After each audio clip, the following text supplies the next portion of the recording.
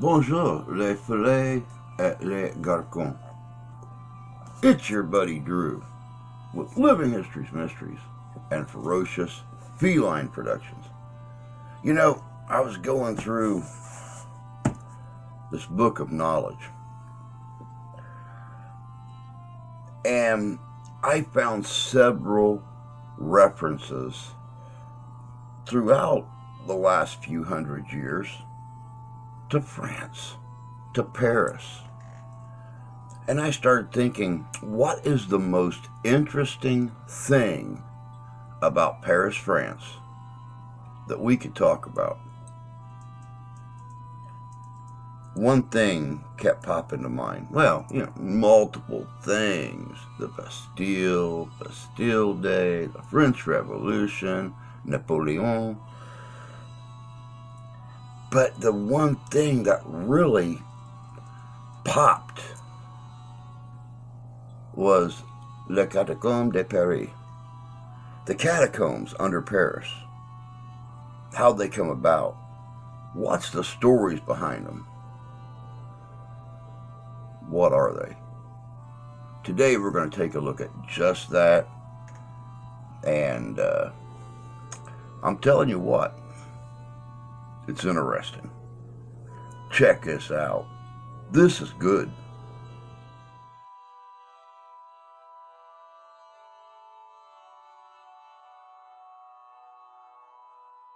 Hear the word Paris, and a picture of the Eiffel Tower comes straight into your mind. Or croissants. Or maybe you imagine going on a romantic stroll in the city of love, or croissants. But not many know that right below the bustling city of Paris, there is a series of underground passages, the catacombs. They're home to the remains of more than 6 million people. But it wasn't always like that. Paris used to be a vast swamp. It was because most of the city was submerged in water at one time. Due to this, once the areas rose to the surface, the ground became rich in minerals, the most important being limestone. To extract it and use it to develop Paris, underground mines were dug up somewhere around the 14th century. They were dug horizontally to prevent collapse and to deal with the weight of the ceiling. Most of these mines were set up on the right side of the River Seine. Soon, Paris started expanding beyond its old city walls. Here's where it got tricky. The city started building on top of the land where they had dug all those tunnels. This caused some big problems, like the ground collapsing. In 1774, one of the roads in the suburbs collapsed about 100 feet into the ground. Due to rising safety concerns, officials decided to abandon the mines. The quarries were checked, and the tunnels were renovated to avoid future disasters. The bones ended up in the tunnels because of another major problem Paris faced a few years later. The growing population of the city caused an increase in the number of bodies. Cemeteries became overcrowded, and the city was actually so bad that at one point, bodies could not be taken care of properly. They started to rot and spread harmful bacteria. So, those who were in charge of Paris got an idea. They picked a new spot that was like a secret hideout for bones, one of the old mines. The process of moving the bones from cemeteries to the tunnel started in the late 1780s. They began with the biggest cemetery in Paris, the Saint-Innocent Cemetery. They didn't want to scare people, so they moved the bones at night. The remains went into 2 big holes in the ground and then got stacked in the tunnels by the quarry workers. They continued moving the bones until Paris developed into a city in the 1860s. The official name given to the collection of mines turned cemetery was the Paris Municipal Ossuary. But this name never became popular, and the tunnels instead became known as the catacombs. While the bones were still being added to the collection, the officials saw fit to open the place for public viewing in the year 1809. Tourists had to make a prior appointment and sign a guest book.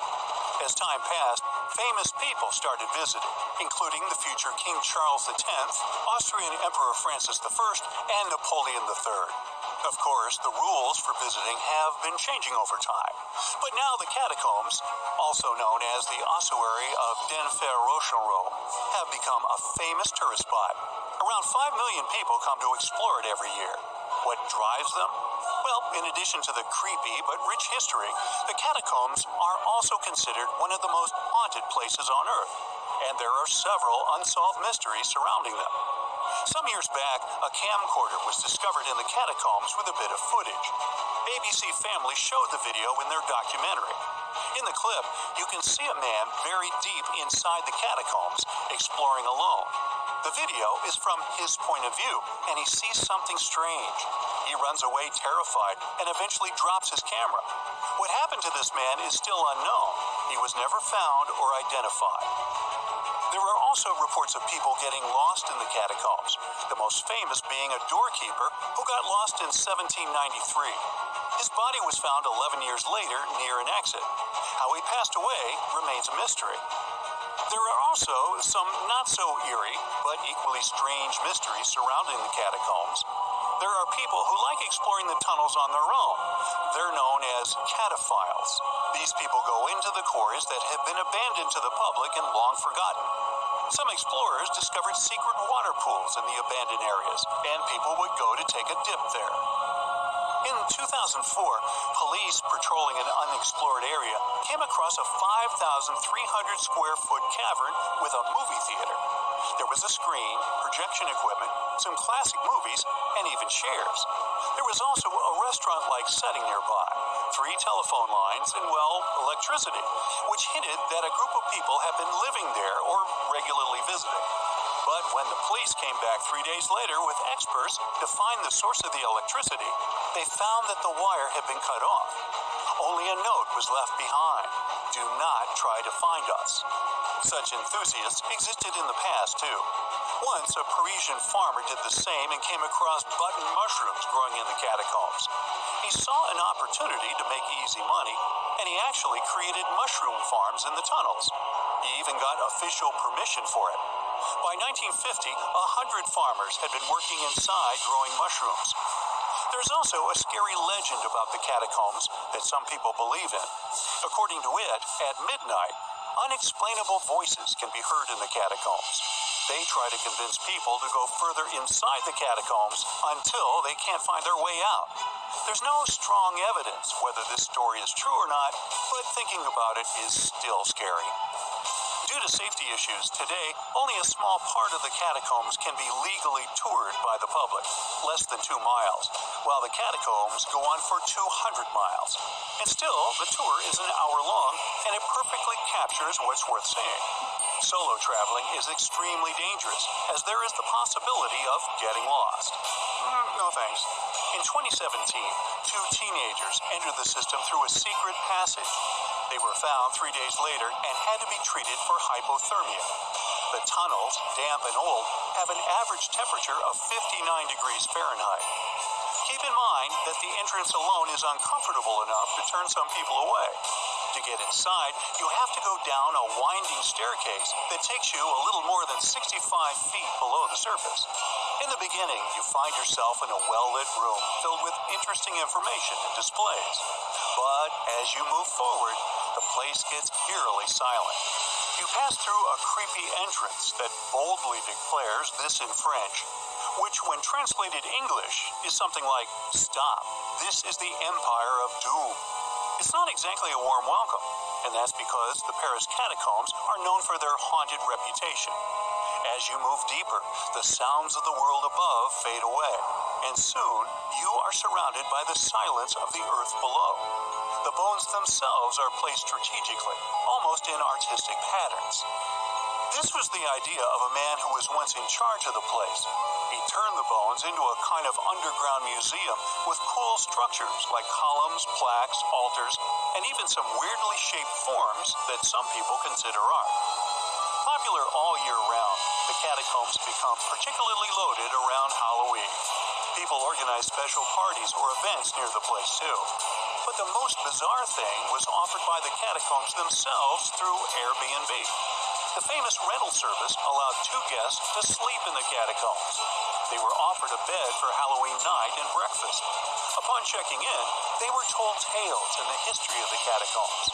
This way, they went to bed fully aware of the fact that they were sleeping among the remains of 6 million people. Yes, it remains to be seen.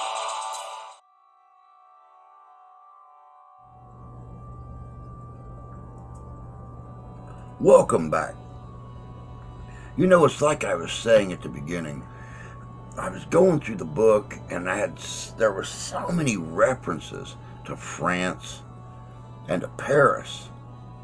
I had to look into a little bit of that history and a lot of bit of that mystery of the catacombs. It's amazing how the population of Paris grew so quickly, and it's a little known fact that the people of Paris, because of the population boom, they were actually stacking bodies in open graves in some of the bigger cemeteries. And as you can imagine, the bacteria, the disease, the smell was absolutely terrible. And that's one of the main reasons the catacombs came about. Take those bodies that were stacked up in those graves above ground and move them underground. It's fascinating how people come up with these ideas to solve their problems. And I don't know, maybe it's the mysteriousness of Paris. Maybe it's my choice in music, who knows? But the true story, the whole story behind those catacombs under Paris is just one more mystery that history left behind. Until next time, take care of yourselves, take care of each other. God bless you, God love you, we do, and au revoir.